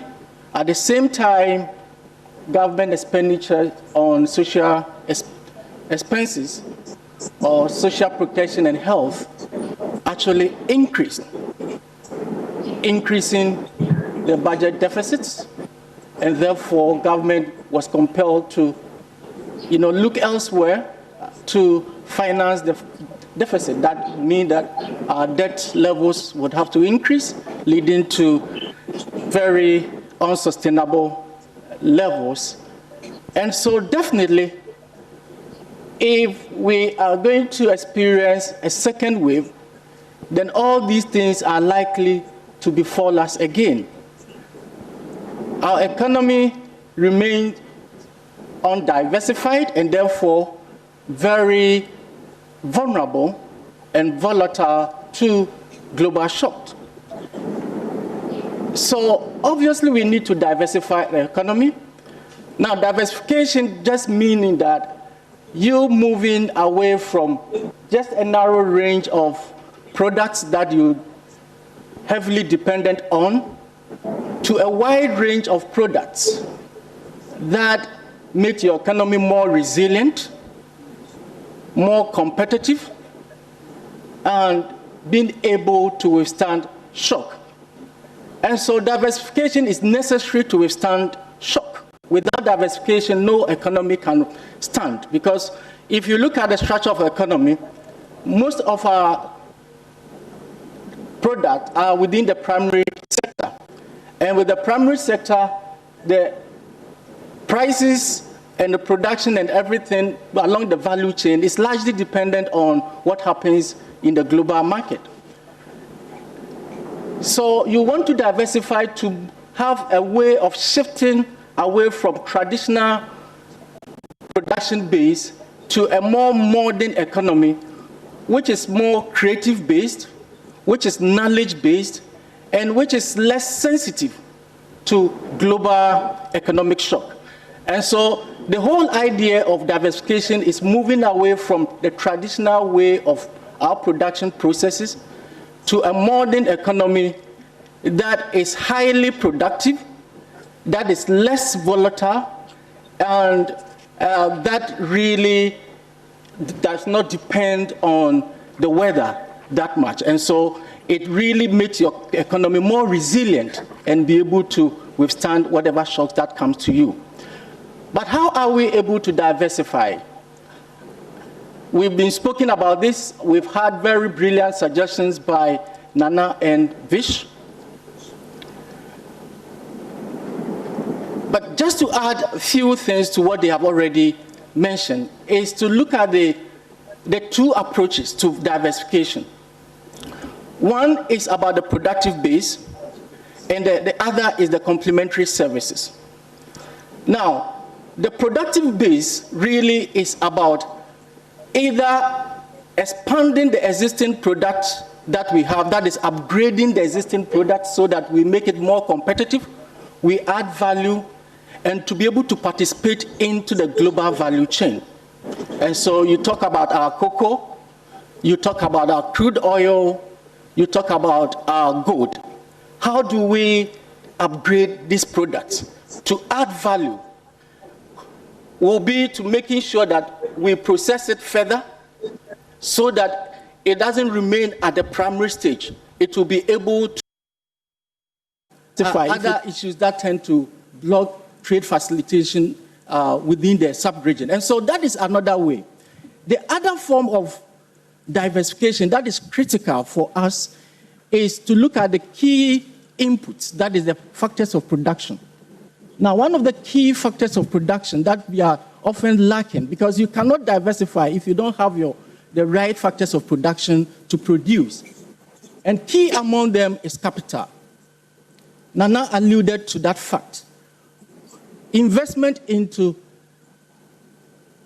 capital accumulation or capital formation. How do we invest? You can only diversify if you have access to affordable and long-term loan, which we are lacking significantly. Interest rates remain high, although the country has done well by bringing it down. But I think that interest rates have to further come down. The COVID, one of the things, if there's any silver lining within the COVID, is the fact that it has changed the global financial situation. And it presents us a unique opportunity for Ghana to reduce its interest rates. Now, globally, there's a heightened tension. Interest rates are reducing even to zero levels. Our interest rate is still around, the policy rate is still around 14.5%. It is a good opportunity for us to take advantage to reduce interest rates because the global financial system or condition is not that favorable. And so when the argument that when you reduce interest rate, you are likely to going to have capital flight or capital outflows and externalization, this time, because of the risk, the systemic risk out there, potential investors do not have alternative. There are not much options. And so the time has come that we leverage the COVID situation to reduce interest rates significantly, to allow and to give small businesses and big businesses opportunity to have access to long-term affordable loans. That is critical. Because if you look at our savings, one of the issues that have to do with investment and capital accumulation is savings. Our saving rate, gross saving rate in this country is very low. It hovers around 15.5%, as against the average of about 30% in the lower middle income countries.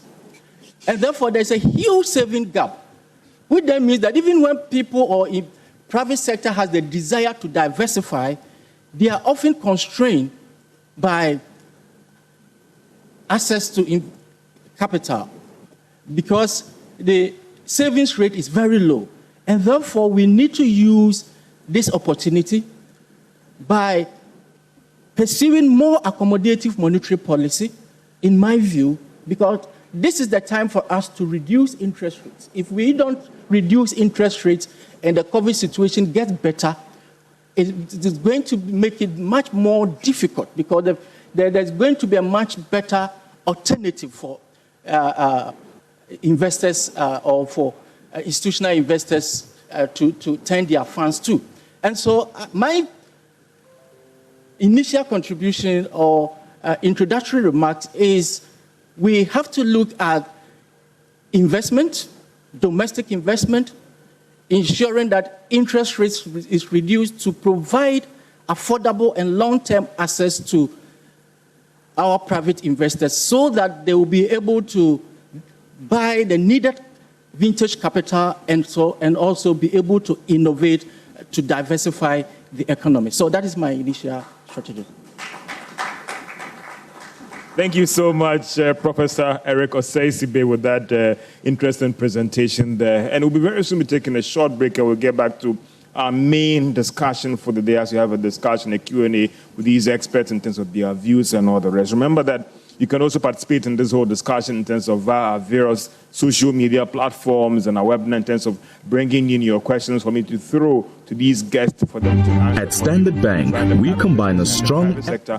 What do you want to be done for you in our quest to diversify the economy? But Professor Osei-Sibe made some interesting presentation, the bit about trying to reduce the cost of credit. But there's also the question about reducing the cost of credit. How do we ensure that the measures are put in place for these funds to be paid back?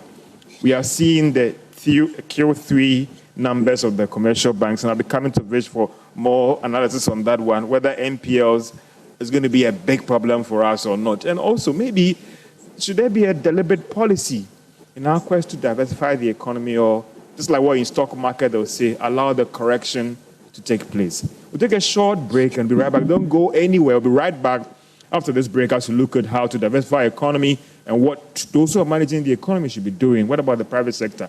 Be right back after this break.